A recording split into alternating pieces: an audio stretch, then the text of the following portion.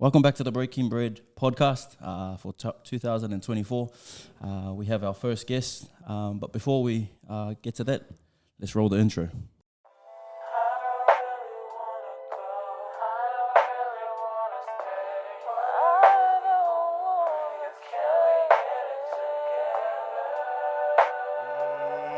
Let's get ready to rumble! Buzz it on that beat, ho.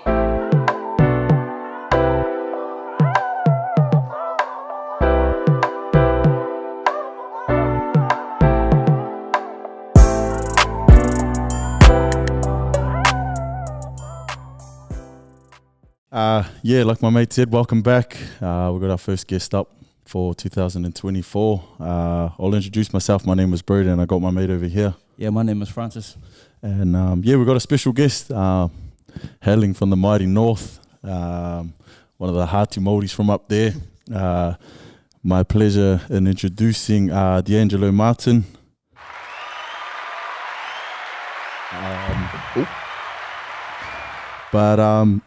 We'll hand it over to D and let him introduce himself and tell us a bit about yourself, my bro.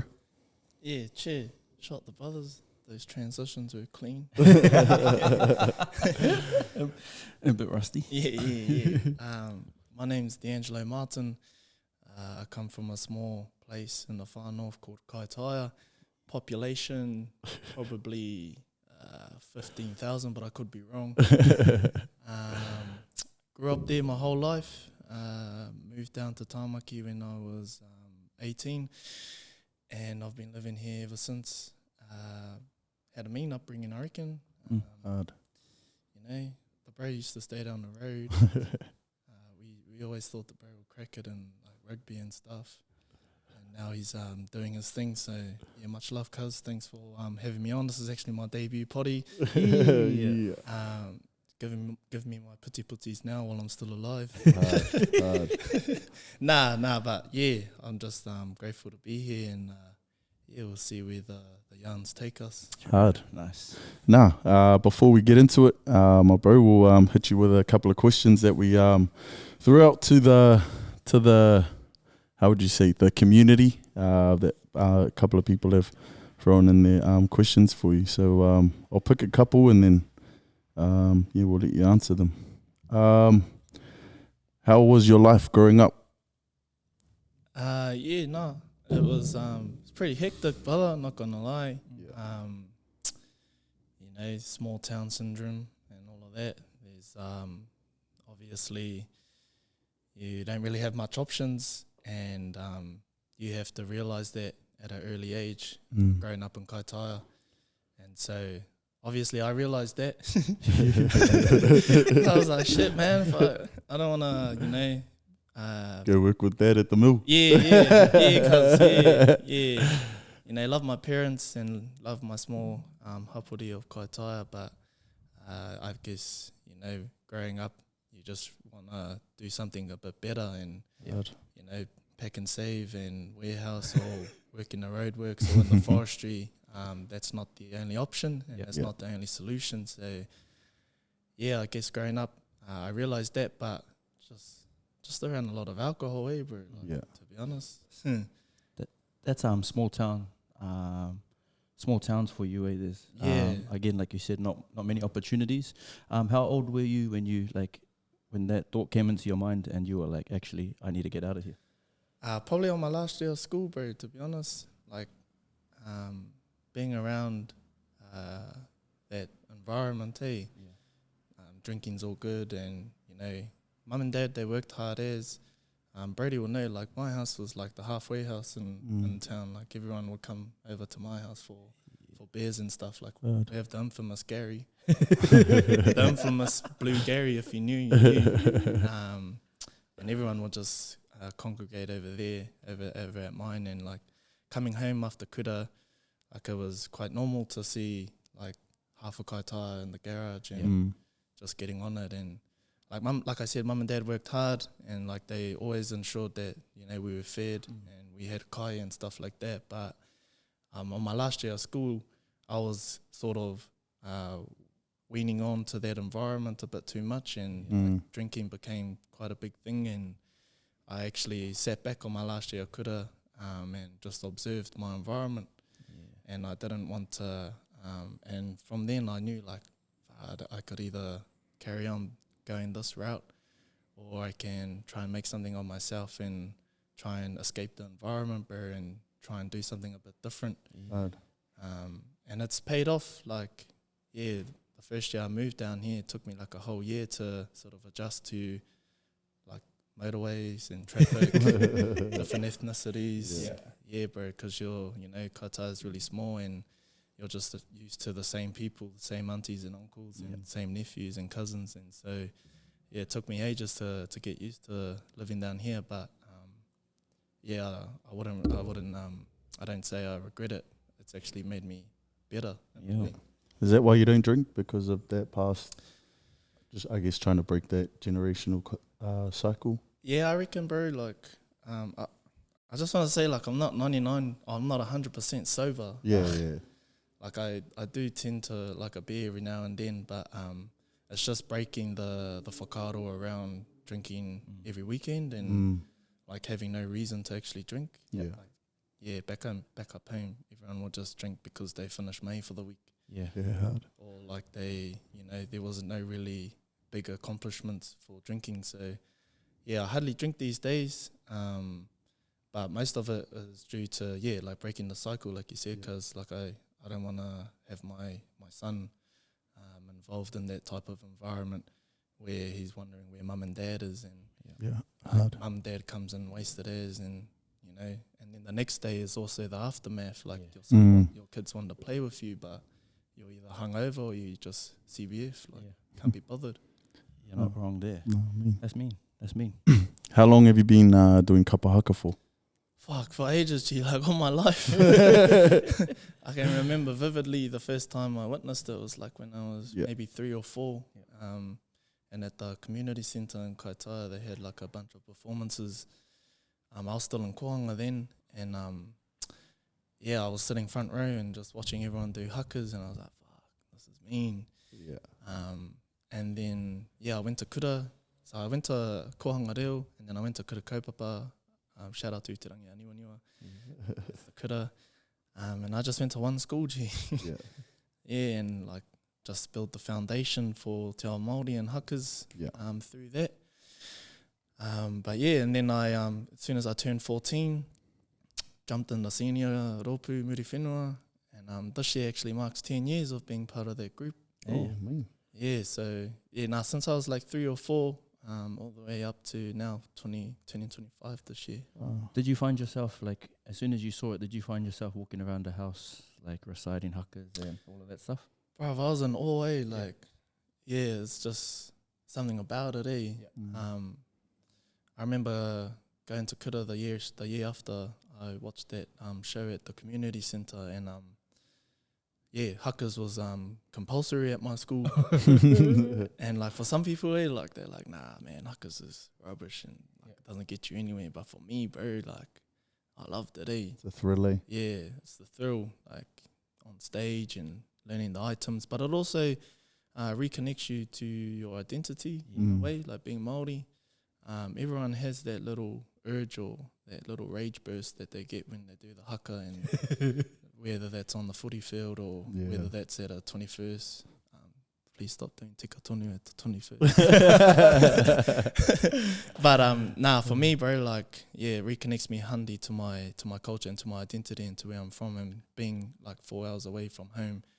That's actually my reasoning. One of the main reasons that I actually go back up home quite a lot is because hakas and gives back to the community and but to answer your question, hard. I was the loser, G. Like I'll go home, like hakas just finished for the day, and I'll go home and I'll just learn it, make sure I come back sharp and ready for the next practice. Right.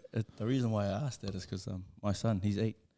Bro, from the moment he wakes up, no lies, it's just haka. He knows like tika tonu, he knows like he knows the Samoan haka, the Samoan siva tau, he knows the Tonga and Sipi tau, and then he watched, for some odd reason, he watched this guy when he done his Cook Island one. Tough. So he's walking around the house. If it's not Māori, it's Samoan. If it's not Samoan, it's Tongan. If it's not Tongan, it's Rara Tongan. And it got to a point where me and my wife were just like, shut the hell up, man. And he'll be quiet for like literally like a minute, and then he'll go somewhere else in the house, and you can hear him down the other end. And just like, come on, man. So hopefully it sparks something, because I know that ever since he's heard it, every time he's standing in front of a mirror, he just does like his pukana, and it's that's like tough. That's tough, and you should carry on to encourage him to do that, bro. Because like, my son hasn't got the haka bug yet, because he's not saying that this is the reason, but he's half Māori, half Vietnamese. Yeah. So like, he hasn't really caught it. Like, he doesn't really know what's happening, but he does know when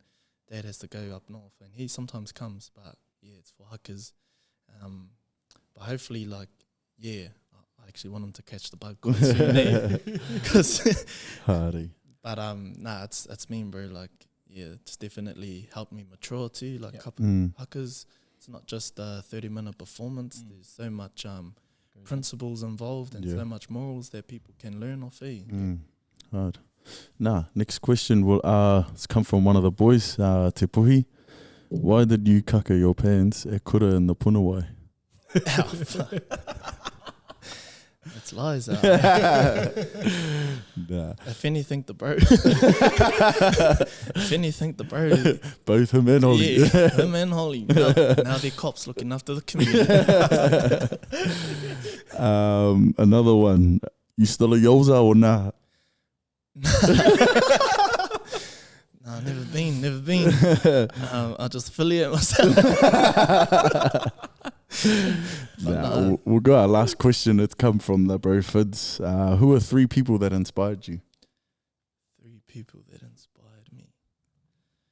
Or that inspire you? One will have to be my kapaka tutor, or tutors, Chris and Sandra. Yeah, they've been like my kapaka parents. Like, they took me on when I was 4, and I've just learned so much from them ever since then.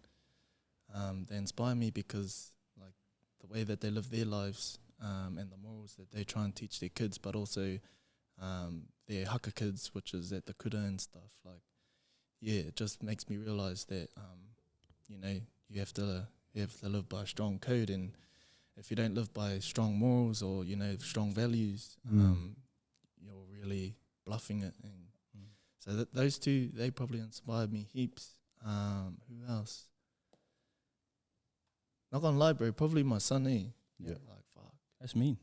Having my son, like, yeah, switched up my whole world. Yeah. And to be honest, like, I wasn't actually prepared to be a father at 19. Yeah, like, me and my missus, yeah, that was quite hard, bro. Like, we were just settling together and, like, just trying to figure out our future. I just started being a journalist, and like, things were going well, and I was trying to, you know, make something for myself. And then, yeah, my missus fell pregnant with my son. And at the time, bro, like, I wasn't actually keen for having my son. And I was like, I think that came down to just being scared, Yeah. Like, I freaked the fuck out, or some of my language. No, go hard.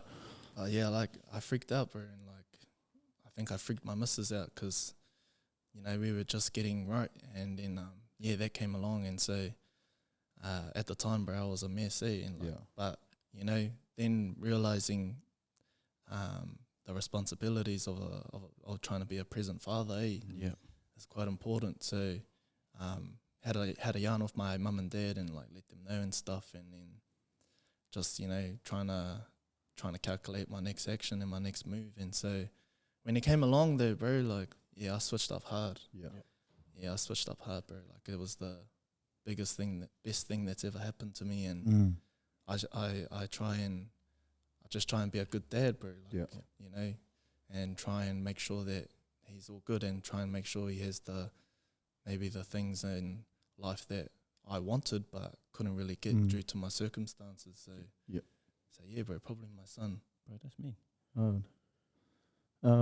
Secondary school.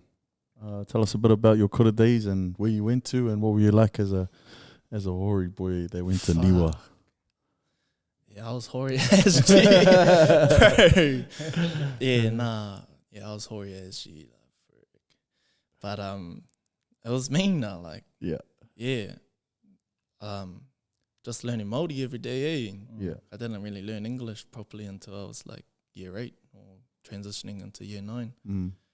And so the foundations of Te Ao Māori was there, but yeah, secondary school, wharekura was just a bigger platform to expand my kete mātauranga, bro, and just try and really hole in as much lessons and as much te reo as I could.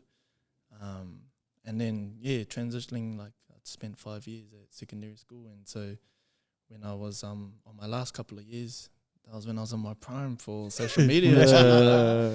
I became a bit of a skunk. Do you want to tell us a bit about that? If you don't know this fella, I guess that's where he made his sort of social media platform, or his well, I guess a bit of famousness. But do you want to tell us a bit about where you started your skits and your videos and that? Tell us a little bit about that. What sparked that? Probably my mate saying that I'm like a funny dry guy. Hey, and like, yeah, not that was just by default, but you know, I'm easily persuaded. So I listened to them in G, and I was like, oh yeah, no, fuck, I reckon I can be pretty funny. And then started a platform and stuff, and yeah, my first stuff, G, was hoary out the gate.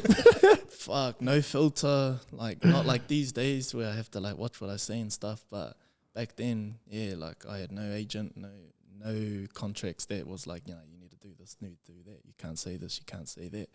So G, I was organic as hard. Just filmed straight out of the driveway of my house. My little brother was my cameraman at the time.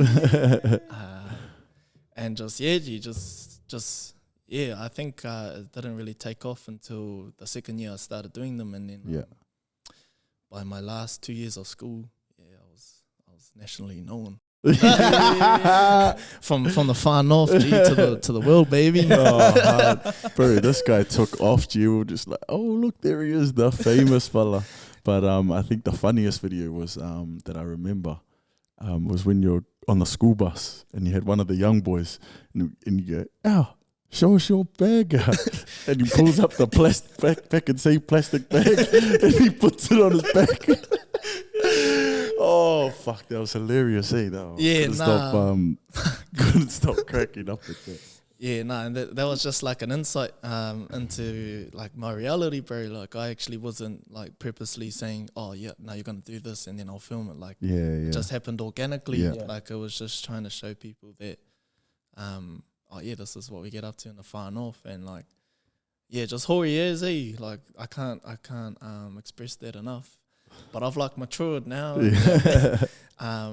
But yeah, my last 2 years was mean, G, like going away on trips and stuff, like everyone recognizing me and stuff, take photos. That felt cool. Yeah. You know, when you said you done your first year, you said it didn't really kick off. What kept you going during that time? Was it like family, friends, or like was it just a drive that you had, or like what actually kept you going? Because you know, some people after a couple of uploads and it doesn't kick off and they're like, bro, is this really for me, or is there like anything happening here? What kept you going? Patience, because like, I don't know, I just kept making vids just to make myself laugh. Like, to be honest, I'll be in an environment where like I'll see some funny stuff and I'll like mentally take note of it, and I'll be like, oh yeah, no, that's crack up here. I reckon it'll be crack up. Go home and film it and try to portray what the bro was saying, or try and portray what the auntie was saying or doing. Just different scenarios, G, and like, I don't know, like it was a small town, and like the small town liked it, but I had bigger goals to like make everyone else like it. And so I wasn't actually like doing scripts and stuff Off like the cuff. off the cuff, because like I felt like that was the best way to do it. But what kept me going was just the fact that I think I just wanted to make something of myself, and I just wanted to go a different route. And hopefully it paid off. Well, it sort of did. Like I get to do what I like doing now, and it's been a real journey. Like, just to say, I was like probably one of the OGs that came out of the skit game in New Zealand. Hard. Like I think it was only me and Jimmy on the scene at that time, 2015, 2014. And like, I'm a vet. And Fucking Own hell. it, see? Own it. Fucking hell. Do you think, like, obviously having those skits and those platforms sort of made a path for you to go into the mahi you're into now? Oh, no doubt, cause like it was actually my missus that she behind my back. I done 1 year when I moved down here. I done 1 year for Māori Performing Arts in theatre. But after that year finished, I could have either studied Māori Performing Arts in theatre at Auckland Uni, but then I had no putia because like I was a broke student. I only had like I was only on study link and like get $90 a week and 60 was for rent. And $30 was like $10 for gas and $20 for gas, food and stuff. So I was broke, and I had to weigh up my options, and I was either move back home, which I didn't really want to do, but I was on the verge of because I had no other option, or just find mahi down here. So I just said that I could just stay down here. So I done 1 year at Mata 10 because I was a sales rep in the seasonal department. Ooh. Shout out Mata 10. So we knew where to come for the discounts. Over in New Lynn.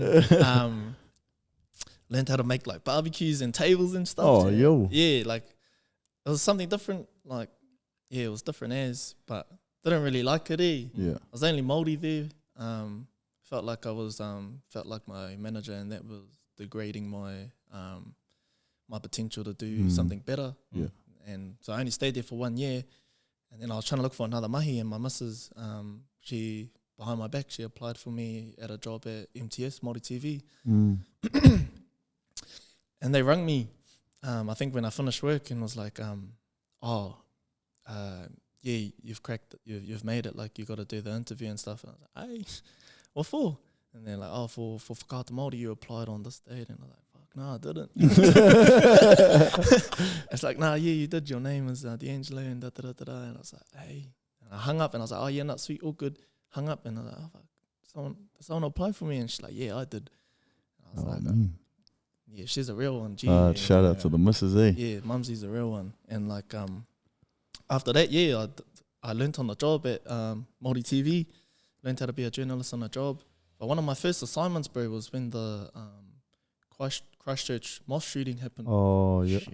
Yeah, but I didn't go down, but I was doing a live coverage, live cross up here because like Polyfest and that were cancelled that year. And that was my first assignment, bro. And I was freaking out, because it all had to be in Te Reo, and like not saying I was not confident in speaking Te Reo, but when you have like a camera, a light, and you have no script, and you're trying to just depict what's happening and why this is going on, and like I folded. But from that, I just kept going, and then I was at Māori TV for 2 years, and then I jumped over to a Māori current affairs show on TV3 called The Hui, and I've been there going on to 3 years now. Wow. People don't understand like how nerve-wracking it can be in front of, like, when the camera's on, the lights are on, and it's just you. People don't understand like how much pressure is put on you, Hundi, especially live TV. Hundi. Yeah. Like when when you watch the 6 o'clock news, and then they're like, oh, we're gonna cross over to da-da-da, and she's gonna explain stuff. Well, yeah, that's like that, but in Māori, and because we have to, I think, trying to get the reo and grammar right. It's always constantly on your head, bro, and like trying not to stuff it up or say the sentence wrong. So you got that to think about, but you also, I don't want to blabble on and talk for too long. Because you have someone in your ears, like the producer at the studio, going, wrap it up, wrap it up, cuz wrap it up. And then you have that, but people will assume like, but you do hakas, but it's like, hakas is like 40 people. Hard. On stage. And you practice for it. Like, this is one day, just me. Did you ever think, like, coming through school or when you left school, that this would be the kind of mahi you would be doing, or was it the kind of mahi you wanted to get into doing? Nah, probably not, Like, to be honest, I've winged it for the last 5 years, like, I've winged it hard, and like just grateful for where I'm am at the moment. I actually wanted to be an actor as soon as I left school. That's why I done performing arts in theatre. Yep.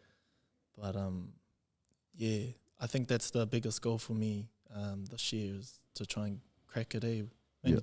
Only 25 this year, so Still young, still want to try and make one more impression of myself. Yeah, hard. Before we ask the next question, I just want to speak on, because I've been a cameraman Oh, man. at Sky, and I didn't know what I was doing, and I was like yourself, just winged it.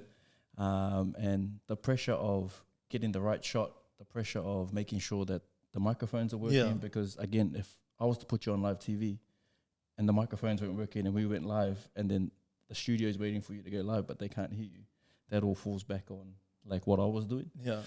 So there was, like I said, there's been a few times. Lucky, all of our stuff was never live, but it came on Sky, so we had to we'd shoot it to be an interview with Blake Ashford, and he'll be on the mic and I'll be like, "Gee, I can't hear you." Then he'll be like, "Oh, cut that, start again." So there was like a, there is a lot of pressure. I don't know what it's like being the presenter or being in front of the camera, but there's a lot of pressure even behind the camera as well, eh? Yeah, like the industry's pretty, like everyone's just mahi dogs, And there's not really any time to catch a break. Like when you're on the daily news run, yeah, that's handy, bro. And I got mad love for our whānau, like Māori reporters or just reporters in general that can turn a story around in like 6 hours, or like 3 hours. Sure. That's hard, Gene. Like after you finish your day, your day's not actually finished because you have to go home and think about what you're going to bring to the 9 o'clock morning meeting. Like what story you're going to bring back. And so, yeah, it's a continuous run. But lucky for myself, like, yeah, I done that and I had a taste of that.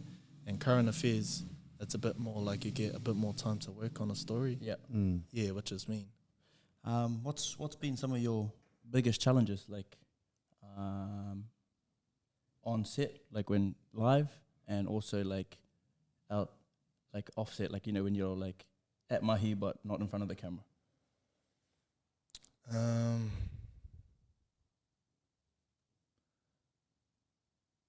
Probably just like time management, Like I still need to lock that in a little bit, and also not getting easily distracted. I think that's everyone, eh? Yeah, like I can be mahi dog for like a solid hour. Yeah. But as soon as a notification comes up on my phone, I'm like scrolling for the next 20 minutes. But challenges, I think just trying to find a balance, bro. Like, yeah, I burnt myself out when I first started reporting because I just wanted to try and make something of myself and make a name for myself, and it's quite hard. It's like a dog-eat-dog world in reporting, bro, so you got to be on 24/7.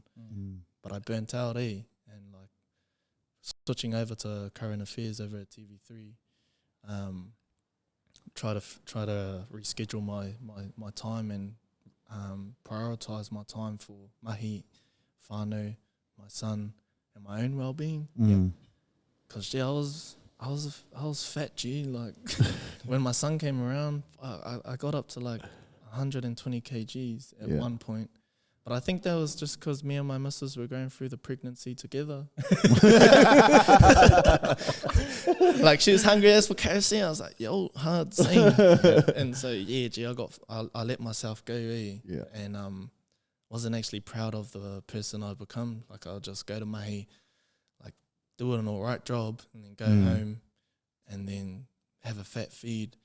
Sometimes go to the gym, but yeah, it wasn't consistent. And it wasn't until like 2 years ago where I looked myself in the mirror, bro, and I was like, fuck, I don't want to be fat again.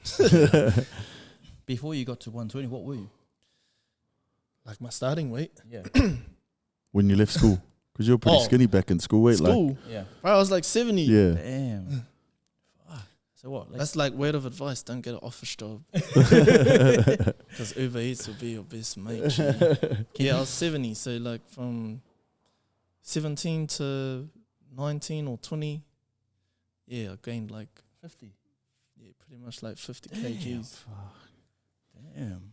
That's but it's easy to put on weight like that when you live in Auckland. Yeah. There's just food everywhere. Yeah. It was cheap. easily accessible. Like you said, Uber Eats, Uber Eats, like that was my go-to at mahi. Like, cause you don't really eat much. You're always, you go out with a cameraman, you go shoot a story, you come back to the office, you're scripting your story, you go to the edit suite, you're, editing your story with the editor. Yeah. Then you have to go out and write your online article. Like all of that in one day, you probably only eat like maybe once or twice. And so your big meal is, Uber Eats, grab some Wendy's, have a fat feed.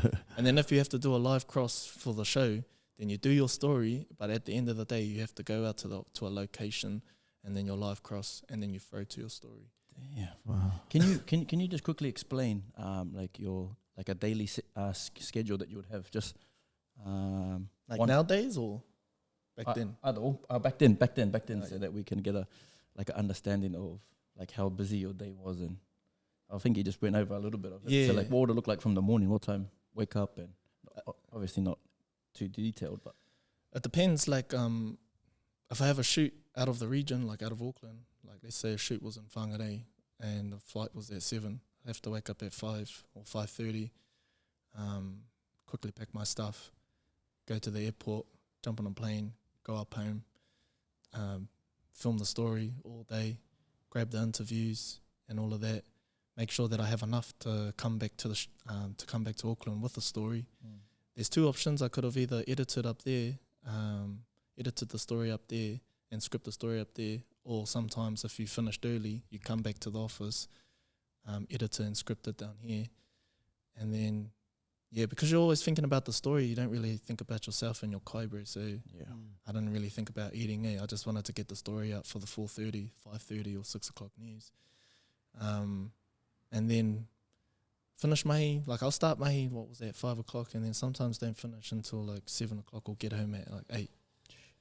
And then the next day is sort of the same thing. And then and I think when I say balance, like I didn't really have much balance for my son. Like I was quite absent in his earlier years of being on the surf, and so that actually made me like pretty sad, Yeah. Like I was giving my all to mahi and stuff, and then come home and I couldn't really be bothered, or I wasn't present in my son's life. That's why he's a mummy's boy.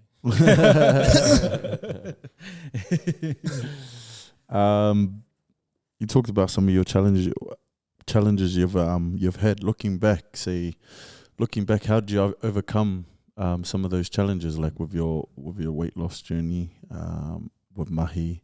How did you overcome those? Just always remembering why I made the move. Like why I moved down. Like I'm pretty self-determined, and like I don't need anyone else to motivate me. And I think that's pretty good, like having that whakaaro, because you can rely on everyone to motivate you, but at the end of the day, it's up to yourself to do the mahi. Hard. And so every time when I would hit a brick wall, or every time that I feel like, what am I up to? I just always remember, like, nah, this is why you're doing it. Like, don't forget why you move, because the lifestyle when you move back up home is the lifestyle that you try to escape. Yeah. And I'm not like shitting on the far north. Like everyone, they do the mahi. Yeah. They're hardworking people up home, but there's two sort of scenarios where you can easily get yourself lost, and you can do the mahi route and utilize the nature and the moana that we have on tap, which we take for granted sometimes up there. Hard. That keeps you busy. Or you can do the mahi and then fall into an easy trap of like alcohol and drugs. And like, I just don't want to go back up home and do that, because I know that's exactly what I'll probably be doing. Yeah, hard. It's I guess for us, like with growing up there with, I guess, not as, like you could say with escape, but for like some of my boys back home in whānau, it's like I want them to, see what it's like, when you move away from home and get to experience what we experience being away from home, because home will always be home. Home doesn't go anywhere, and I love being home and going home. I go home all the time, but for some of my people, my mates, I know they won't get to experience it because most of them love that lifestyle, the simple lifestyle where they go out to dive and you know, go to mahi, and you know, some people love that, but I know there's a lot of people up there who I guess are a bit trapped and are too scared to leave home because, you know, they're scared of the big world that's you know, that's away from Kaitaia. So now I know what you're saying there, cousin. I think you had a bar there or what you were talking about. That's real true what you said. Like where I grew up was a small town as well, but some people are like they enjoy that lifestyle. So like for both of yous, myself as well, like us seeing a bigger picture and more opportunities took us out of that small town to go to obviously like the big smoke, whether it be Auckland. For me, it was in Australia. So and that's because we saw different paths. Again, not everyone's going to see the same paths that we want because obviously they're happy and content with the opportunities that they have in their small town. So like we always say, it's not like looking down on anyone from a small town or anything. That's just like, again, it's the path that they chose and they're happy with. But I also see like as well, like there are a lot of opportunities out there and there are a lot of different career paths that big cities offer. But then again, it's like the fear of like you both of you would know about it. Like just moving from Kaitaia to Auckland, like you said, the motorways, traffic, like all of that stuff can be a massive step coming from Kaitaia that can put you off coming down here. And then not only that, now you got to commute no matter where you're from, and got to find somewhere to live that's cheap. That's not going to cost you your arm and 2 legs. So I don't think cheap's a word these days. We're just straight expensive. Yeah, so like, you know, that's cool. Like it's cool because both of you come from the same place.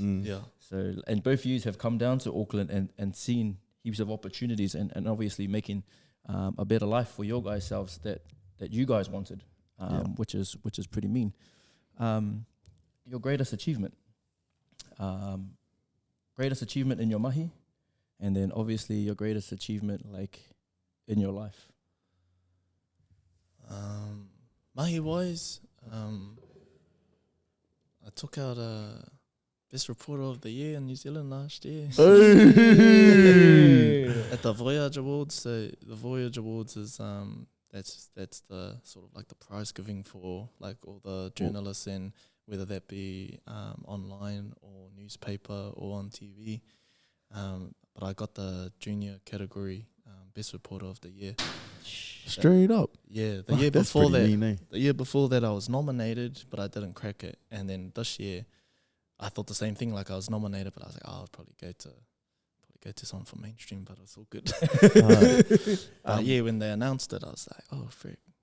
I didn't really know what to think because in my head, I was like, nah, probably not gonna crack it. Like someone else is gonna get it, and like good on them. But yeah, when they said my name, I was like, oh, safety, tidy. Bro, that's mean. You need more flowers for that, bro. That's because there's obviously well-known reporters, I guess, around New Zealand that people know, and I guess to have your name thrown in there would be pretty mean, eh? Yeah, like prematurely, like, because everyone else, like, I guarantee 90% of the journalists, they at least went to study how to be a journalist. But then looking back at my journey around being a journalist and learning on the tools and just getting great advice and being under really influential Māori reporters at the time, it helped me like pave my way into my own lane of like telling my own stories, like telling my stories the way I want to tell them. And like, I think that comes back to making the story like pretty unique and pretty organic. You can switch in and out of Te Reo Māori. Well, I can switch in and out of Te Reo Māori on a mainstream platform like TV3, but like they love it. Like there's a demand for it now. And so, when I was in the room and I cracked it, like I was like, wow, this is pretty mean. It kind of reiterated why I do what I do. Yeah, hard. Do you find that like if you would have went to say to study reporting, like you'd get like put in like you get taught like the same as everyone else in that room, so then you all become like prone to like speaking the same, doing the same things, but because you just got chucked in the deep end, that was why you were able to like pave and create your own way. Yeah, probably because, but like Māori reporting is different Like we don't focus on well, sometimes we do, but most of the time we don't focus on the negatives. Like we don't want to portray our people to be in a bad light all the time. Yeah. And so we're always cautious of going into someone's region or someone's iwi and just bad mouthing them just to make a 6 o'clock story. So we always have to think quite broadly around how we craft the story, because especially if you go up home and do a story, like you don't want to shit on your whānau because that's your whānau. Yeah. Just because you have a job doesn't mean you have to jeopardize your own tikanga and your own morals just to satisfy or fulfill your position in that job. So we always have to think tikanga first, story second. And like there's a lot of that with Māori reporters. And I think that's what makes us have a actual place in journalism in New Zealand, because we're actually structured and we actually want to provide positive things that are happening in our communities. Yeah. Oh, that's real buzzy, because like if you see the news, like just the mainstream news is all negative. Yeah. And that's another challenge that you guys would have to go through, right? Is making sure that like you guys are portraying wherever you are or whatever region and iwi that you guys are dealing with in a positive light, because like we said, like, and it's nothing against the Bālangis or the reporters, you know, they can just go anywhere and just say whatever they want, not having to think about like, you know, what the iwi's gone through and what that region has come through. So that's another challenge that you guys would have to deal with as well, eh? There's just a different layer of care that we have to consider. Care for the person that's wanting to be on camera, care for their kids and like the iwi that they're affiliated to, and just we're always cautious of not spinning yarns for the sake of spinning yarns. Hard. Clickbait. Yeah. Heaps of that, on social media. Hard. What about one of your greatest achievements away from mahi? My greatest achievement away from mahi. Probably being able to sort of be financially stable, and just in a position to give my whānau like whatever they need, like for my son. You know, growing up, because like going to Macca's was like, fuck, that was amazing. Like going to Macca's after a rugby game on Saturday and you're like getting whatever you want, like that was mean. But you would only get that like once a month. Once in a blue moon. Once in a blue moon. But not saying that I want to spoil him. But I just want to make sure that he's fit to go. Yeah. And like same with Mumsy, like it's pretty different. You don't really see a Hori Māori boy from the far north going out with someone from Vietnam, but at least I know for a fact she's not my cousin. So like I already checked the whakapapa, G, and there's no hononga between us and Vietnamese. So we're tidy. Because we know your cousin's up north, eh?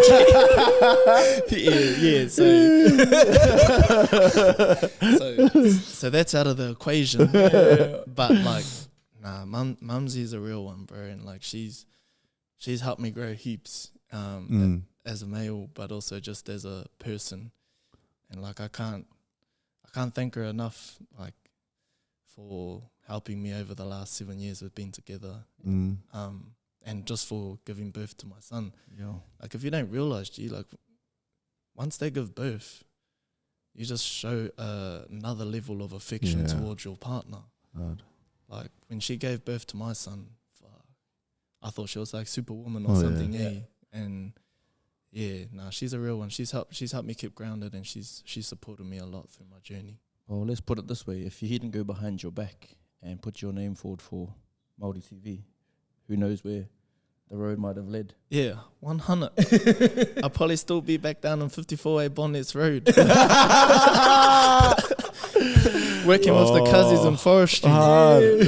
Chopping down trees. Yeah, chopping down trees, going on benders and whatnot. Like, you know. Spotting up the garage. Yeah, no, 100 G, like, nah, she's, I can't express like how much she's done for me, and like, like we just wanna live good lives, eh? That's it. That is mean. What's some of the pressures you face as a content creator? Say you've done a bit of acting as an actor and as a journalist. What's some of those pressures you face into doing all that stuff?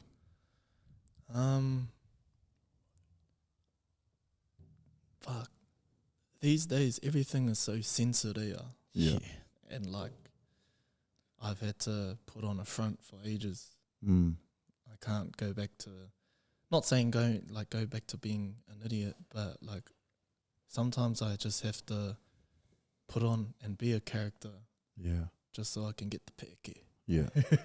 Just so I can, but yeah, these days everything's so censored and like it's restricted me a lot into reaching my proper potential and just being myself. Yeah, like when I started as a reporter, I thought I could just juggle both worlds, like being an idiot online, but also being a serious guy on news. Couldn't do that. Yeah. Yeah. And like now growing up, I realized, well, that's a stupid thing to think. Like, what did you expect? You can't just be posting that you're doing this and swearing and like, and then go on and go in front of the masses and like, try and be serious. Yeah. But I'm just restricted a lot. Yeah. But I think it's a good thing. Like it's a challenge to try and dive into finding new ways of creating content. Like there's a lot of funny guys out there now. Yeah. And so I want to find the balance of being funny, but also promoting a serious conversation where people can actually sit down and have a talk about it. Yeah. But then again, it goes around the attention span of our generation where scrolling has become key. So that you don't want to lose them. But I just want to try and find my own lane again where my content is organic in a way where we can just sit down like this and discuss it and like, the bro's got a point and like, we shouldn't be doing this or we shouldn't be doing that. I'm not trying to dictate and trying to control what everyone does in their personal time. But if I can just raise things that I found apparent in my upbringing in my life that maybe wasn't the right thing at the time, then perhaps people can mull over it and think for themselves. Just, how you're with reporting now, obviously do you have a contract? Yeah. So in that contract, like there will be like some stuff in there, I'm guessing that like restricts you from obviously being what you were when you were growing up. Like handy. Yeah. So like I think a lot of people don't understand like when you go into like media and stuff, obviously there's contracts and that come with it. In contracts, it obviously stops you from doing like certain things because again, it might go against what you're doing as a reporter. Yeah. So is that what has stopped you from doing your genuine stuff? Because like you said, growing up, you were like the funny dude that was genuinely just speaking of life in Kaitaia. Yeah. But now, if you were to be that guy and then at 6 o'clock you're on the news, it sort of contradicts the news that you're doing type of thing. Yeah, 100. I think it's just like the contract's there, and it obviously states that you don't want to be a conflict of interest to yourself, but also to the company that you're contracted to. So just watch what you do online and watch what you say. But at this current time, like I'm all good. Like my boss is all good with me being myself, which I appreciate. But now I'm just trying to figure out a lane because I get other contracts from my agent where I work closely with some pretty big companies and I'm like the face of big companies. It's those contracts that I'm mindful of, that sort of not controls, but they just want me to know that, because you're the face of this brand or because you're the face of this ad, here's the guidelines and you sort of can't cross that line. And I understand that. And that's given me more energy and fuel to find another route of making content. Because I've been an active as, and I think that was a big part of it. I was stuck in a rut on trying to figure out how to try and still be funny, but also but you got to remember, you can't say this, you can't swear. You're like, got to be neutral when it comes to politics. Like you can't pick a side. And so that was hard. So last year was the year that I was just offline, But this year, I've sort of figured out somewhat of a formula where I can still kind of be myself, and in a way where, I can bring some wānanga discussions to the table for our bros to digest, sorry. Yeah. And a lot of people won't know that kind of stuff. They have like no idea about media and all of that carry on. Yeah. They would just be like, why isn't he doing content and all of that stuff? Well, that's a lot of the questions that I put up yesterday were, where's all the skits gone? You know, why isn't he doing any skits anymore? Where's all the funny videos? There you go. There's your answer. Yeah, hard. There you go. Talk about your weight loss journey. Obviously, you touched on it earlier. You put on a lot of weight, and to see now, like obviously, you've been on a bit of a journey over the last couple of years. Do you want to tell us a bit about your haora journey and that? Yeah, hard. Yeah, fuck, I was 120. Like I remember weighing myself that day, and I reached like 119, but then it ticked over to 120. Bro, I was like, and like my puku was up here, and like I was trying to look down, and I had to go like this. Was it looking like the old man's? Bro, I was embarrassed, bro. Like I was like, shit, fuck, I've let myself go, and that was only in the span of like maybe a year and a half or something like that. Yep. And so, I needed to change, Yeah. because I felt sluggish. I felt like shit. Wasn't as active as I should have been with my son. Like the bro would be running and I'll just be like barely walking, try and catch him. Yeah, and like heavy breathing and whatnot. Fuck. But it's been ages, Like that was in 2019. It's been like a 3 to 4 year journey of just constant mahi. A big highlight of mine with the weight loss journey has been like learning more about kai and how kai fills us and like fills us for the day. And once I sort of got my head around making smaller portions of kai, because sometimes my plate was full and I love bread. I used to have bread the old with school everything. ones, Yeah, I think though by default having bread with everything back in the day was like just to keep yourself full. You know, like how Asians have rice and stuff. Yeah, there wasn't much kai on the table, so the old you had to fill Rivermill, it up with the Rivermill one, Rivermill red bread, Rivermill. Nah, Central from Countdown, 80 cents. He's But, on the Vogel bread. But now I'm on Vogels. Yeah, but I think once I got my head around the kai, because the training part was actually all good. I didn't mind the training. I loved it. It was just the kai. And because my partner's a chef, like she actually gave me some good tips, and she was meal prepping my kai for a minute until she got sick of it, but it's all good. But just learning about food and how it like fills your day, and what's a good amount of carbs to have, what's a good amount of protein to have. I think that made me sort of lose weight quite quickly, and stopping the beers. Yeah. Like once I stopped drinking for a while, the weight just kind of fell off. It fluctuates as it does normally, but I'm sort of content on where am at the moment. Day 14, 75 hard. Same as us. I heard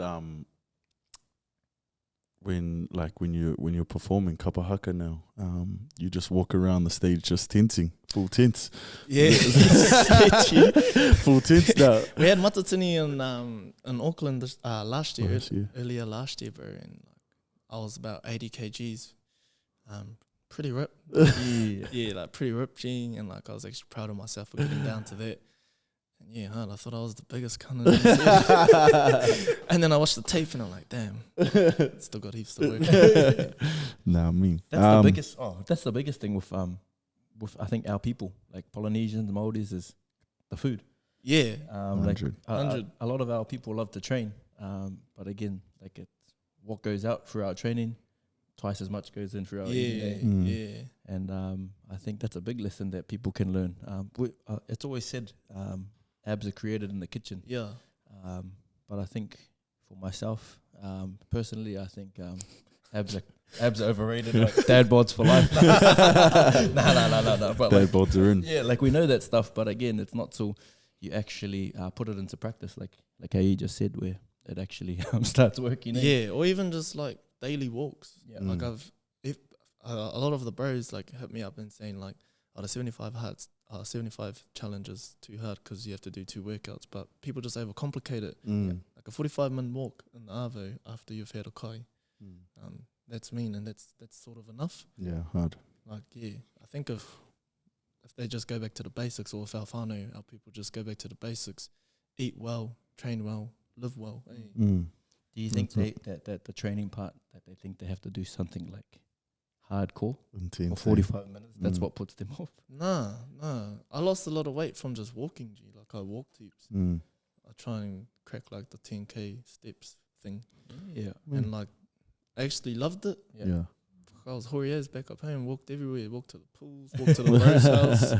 And so, like, yeah, I think that's a gym hack for whānau. Just go for walks. Move on to the next one.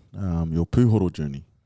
I know a bit about your pūhoro journey through one of our brothers who unfortunately passed away. Rest in peace to the brother Black. Do you want to touch on your journey with receiving that and your why, into why, what made you, get into pūhoro? Get your pūhoro, because I know there's a story behind it, and ever since I was like 14, I reckon, this is not spinning yarns, but I was like, sort of had some dreams where I had my pūhoro, and I was through that. Since then, I was like, I'm gonna get mine one day. Sort of don't know how to go about it as of yet, but and trust I'll probably have it soon. And then me and my bro Black, he was actually keen as well. Like, he sort of had a similar yarn. He's been wanting to get his legs done for ages as well, since he was a kid. And then we sort of teed up and sort of said, oh yeah, we'll get ours together. And fortunate enough, like, his sister's a tāmoko artist, so like, oh yeah, we'll get it together from his sister. So yeah, and he was keen as, like, we sort of set up a date for 2021 in April to get our legs done together. And then, the berry just, folded. And I'm not saying that to be, like, cheeky or anything, but, the bro had heaps, G. Like, yeah, hard. He had heaps going on. His potential is crazy, bro. And, like, it's always the ones that smile the most are the ones that are actually struggling. So when he passed away, bro, they fucked me up, hey. I've never really cried at tangies. I don't know why. I guess I'll try and put on a front that I'm all good. But when the bro passed away, that was quite heavy. Not just on me though, like on the whole community. Like Kaitaia fell today, and just to see someone with that much potential and that much light and love just pass away like that. So anyways, I got it. I set it up with her sister, and I was like, we still need to get this done. And she was keen as, Ani was keen as, and so it was good, bro. I actually let out a lot of trapped feelings while I was on the table. And I just let it all go, bro. And like, she was actually going on her own journey of healing as well. I can't comprehend what it's like to lose a sibling. So I think for both of us, it was healing in a way where we both were sort of coming to terms and coming to grips with what has happened. And it was a grueling 6 days.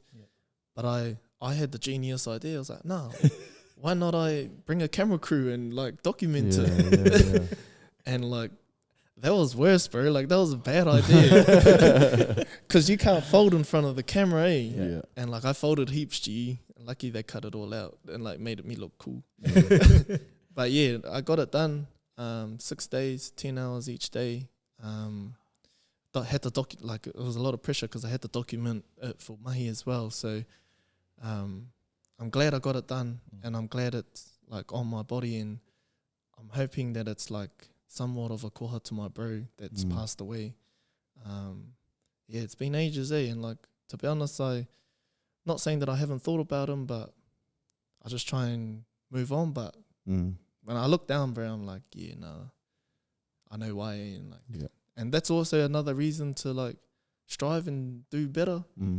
A lot of our bros up home, like, they seem all good, but they're mentally struggling, Hard. And like, so just trying to, not to be an example or anything, but hopefully they can see that if someone else from home can make it, like that kind of strives them to make it. If not them, then their kids. Hard. Gives them a bit of hope. I remember seeing a video from when you received it of what was it? The video. I think you said just finished up, and the wind come through. Oh yeah, no, the bro, he The was bro there. was there. Yeah, he was the bro there. was G. there. Do you want to tell us a little bit about that? Yeah, no, that was freaky. Don't do that again. Fuck, that freaked me out, G. Like, I sat up, I finished it. I just finished my tatua, and I sat up and like doing the haridos in that, like with my whānau, and then there's like a X on the studio wall, and it was just moving. G, like the doors were closed, there was no wind. And the X was moving, and I think it was just the bro saying like, I'm here. Yeah, proud of you. Like, you've done it, Gene. Like, it moved for like a good minute, and then it just stopped, stood still. Yeah, that was validating, bro. Like, to have my bro there, and like, you know, it's pretty rough, because I can imagine now, like, he would have been cracking it, like whatever he done. Yeah. But yeah, I think he's just a bigger reason to not give up, bro. And like, because Māori, we're like quite spiritual people, and so we tend to think that no one's there, but actually your ancestors are there. Yeah. Like your bros, that your loved ones are there. Those who have passed on, they're there.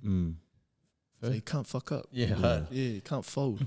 Firstly, just like big props to you for carrying on and doing it. Like you said, it was something that you and the bro had said you guys would do, but then, like, you know, when he had passed, a lot of people may have not gone through with the process. But but again, like, you went through the journey, and like you said, you let go of a lot of things during that journey, and his sister as well. And it's funny, that's why I looked at this guy, because when you said the words "let it go," that was the thing at church today. We went to church today, and that was the message at church, was about like letting go of the past. And it's pretty buzzy that something that we went to church, come here, knew that we were doing a podcast, and those are the words that come exactly out of your mouth. So again, that's a message to the people that are listening and even get to watch. Just a quick question as well. Can you explain to us the process of getting your puhoro?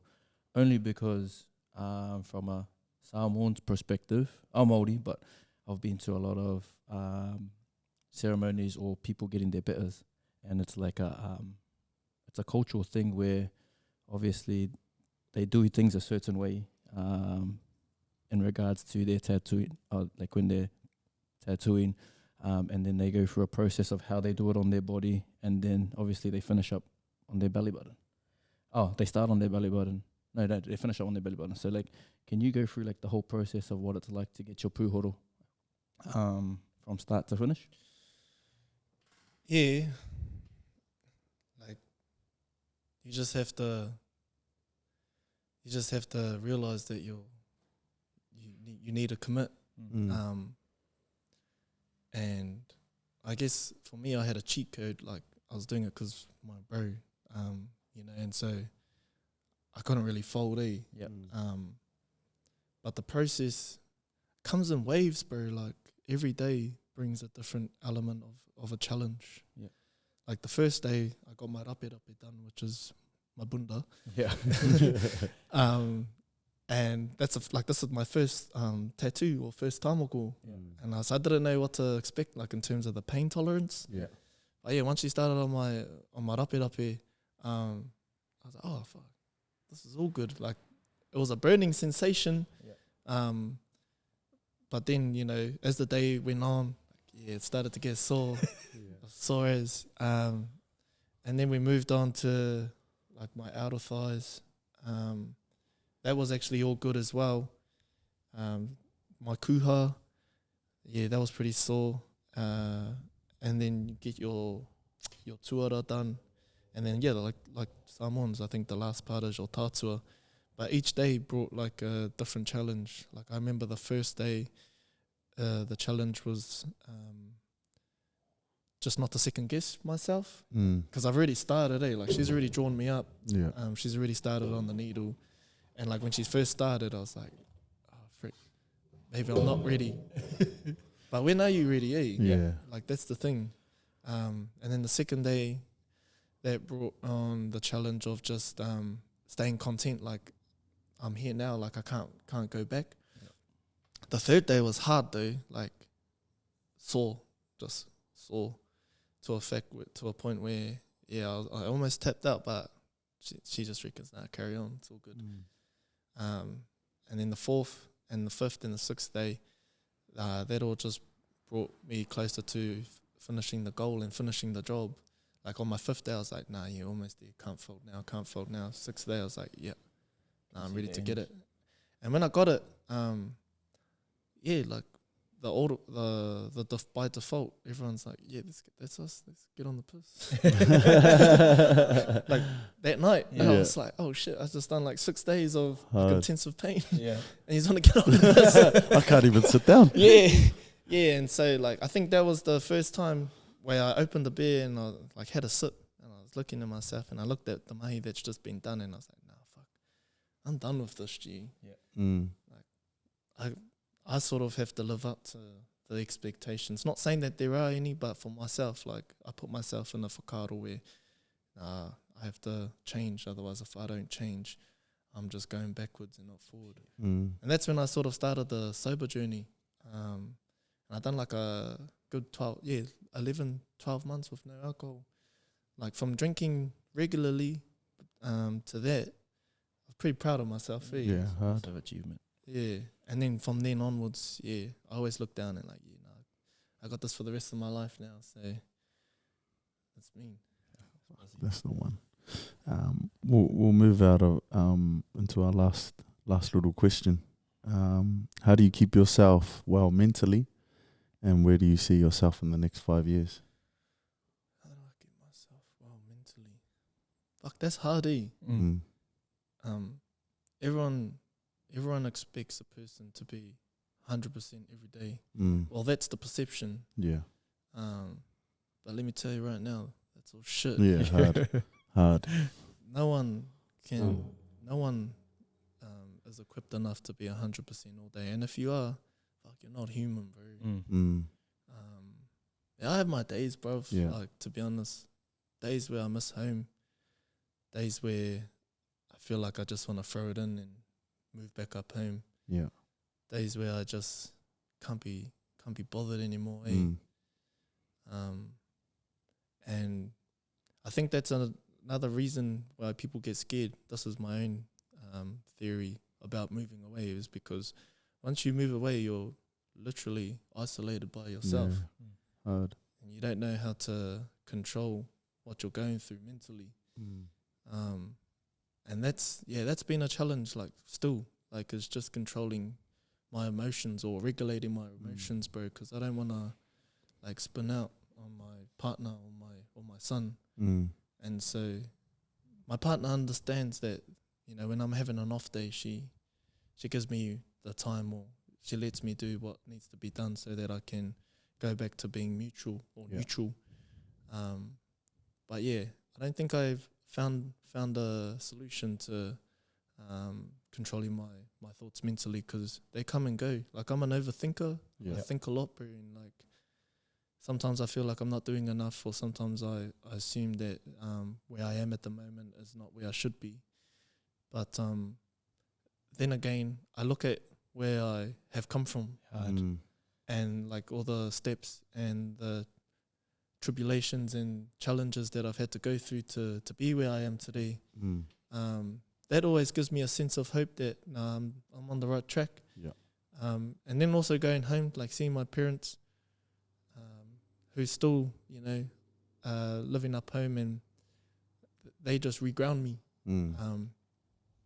They reground me, bro, and like sort of give me the reason why not to come home. Yeah. There's kind of nothing back up home for me. Yeah. Or just come home when my basket's full, and not when there's like a hole in it and the knowledge is like coming out of the end. But yeah, I think mentally, bro, I just think that I don't want to put it on everyone else. Like I hear the mantra of like it's okay to talk to your bros and that, but at the end of the day, when does that actually become a thing where you offer so much to others, and then when it's your time or when you're feeling down and out, like no one actually comes back to your aid? Get nothing back. Yeah. And I felt that, bro. Like, and that's why I just stay in my own lane, in my own little circle. Yep. I don't want to be a burden for anyone. And I don't want everyone to think that I'm responsible for being a burden to them, or like to carry their burdens. I'm just trying to be mature, and like I think that once we figure out where to go from here, well, myself personally, I think that'll always be in the back of my mind is like the mental challenges. But where I see myself in 5 years, who knows, bro? You might see me on Hollywood and like Fast 27. I'll be like Tyrese Gibson's son. Hey, now we've given you the platform to go on to acting high honours. Nah, I don't know, bro. I don't know where 5 years, where I will be in 5 years, but hopefully I'll still have a job. And hopefully I'll still be able to do the things I love. And you know, I just want to be a good father, bro, and a good partner to my missus, and just a good role model for a small community. Yeah, cheer. That's the one. That's I'll just speak on a little bit about that. Like how you said people move away in the fear of, you know, like what you're talking about, moving out of Kaitaia and the fear. People also fear of leaving and then packing up and coming back. Oh The yeah, shame of coming back. oh yeah, yeah. I felt that too.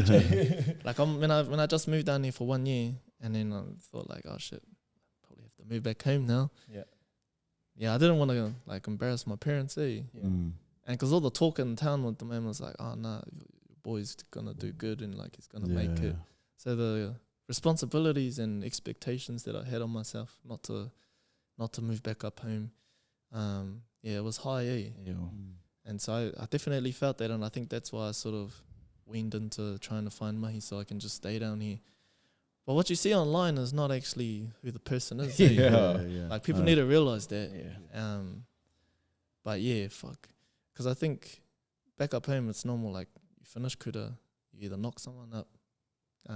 That's pregnant, not with my honey. You knock someone up. You find a day-to-day job, and you just work, and you're just content with paycheck to paycheck. Yeah, that's it.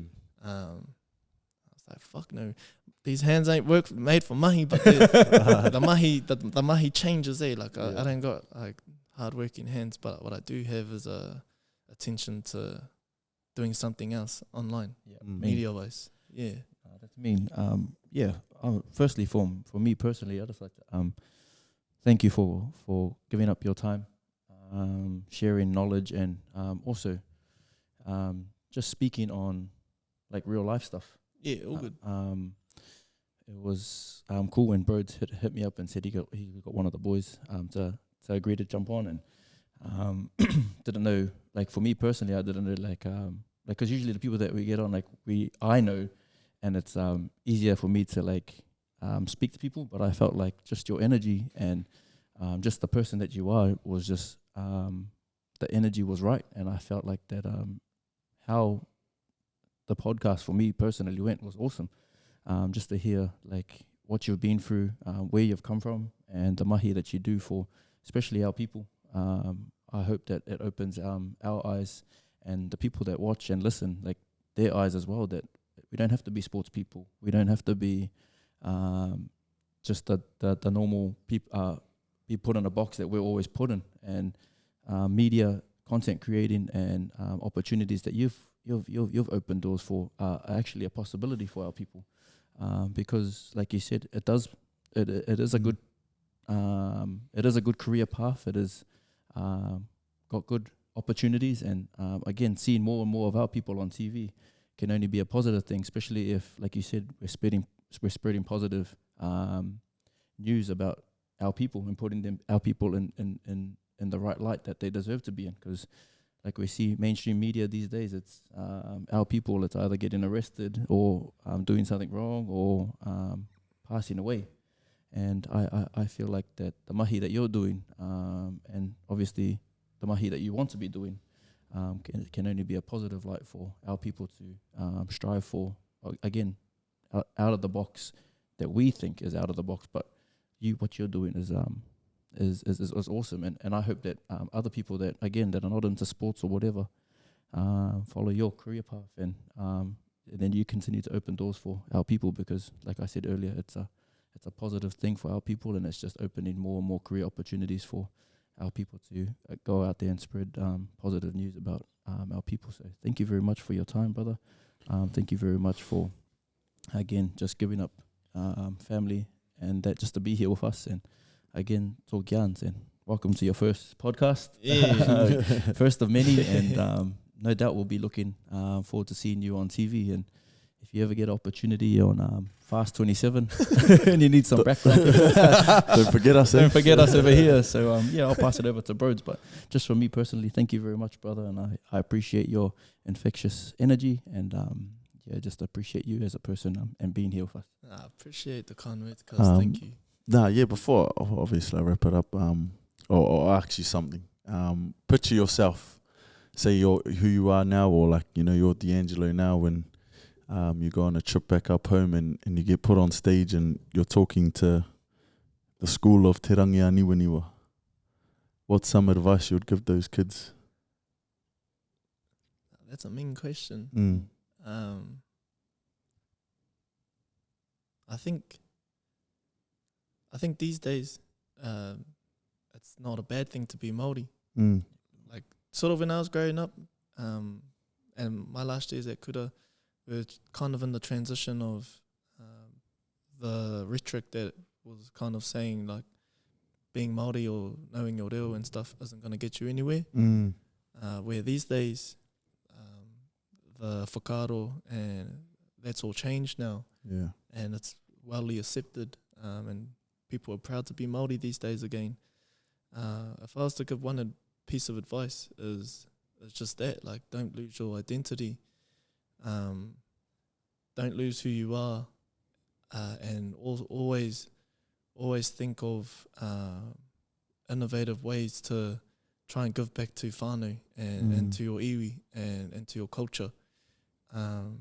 I'm sort of doing my small part in, like, media and social media and stuff like that, but this new generation, I think, is going to be the key to ensuring that our language not only thrives, but that it reaches its pinnacle, and so also Aotearoa Māori as well, like, that goes hand in hand. So my probably only advice is, don't chase to fame, chase what you feel deep inside is going to get you somewhere, not for yourself, but for your iwi and your hapu and your community, because at the end of the day, a few likes on TikTok or Instagram, that doesn't mean shit at the marae. You still have to pick up a tita. You still have to dig the hāngi hole.